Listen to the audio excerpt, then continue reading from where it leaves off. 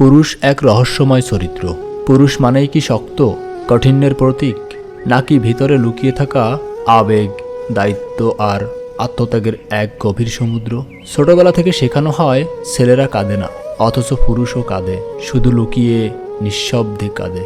বাবার পকেটে টাকা না থাকলেও সন্তানের সামনে হাসি মুখে দাঁড়ানোর নামই হয়তো পুরুষ।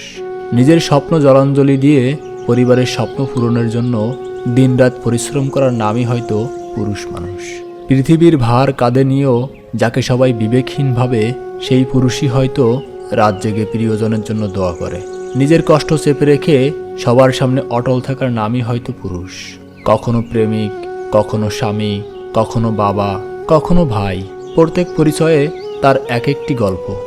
ভালোবাসে কিন্তু প্রকাশ করতে পারে না, কষ্ট পায় কিন্তু বলার জায়গা নেই, ভেঙে পড়ে তবুও সবার সামনে শক্ত থাকার অভিনয় করতে হয়। পুরুষ মানেই রহস্য, পুরুষ মানেই নিঃশব্দ আত্মত্যাগ।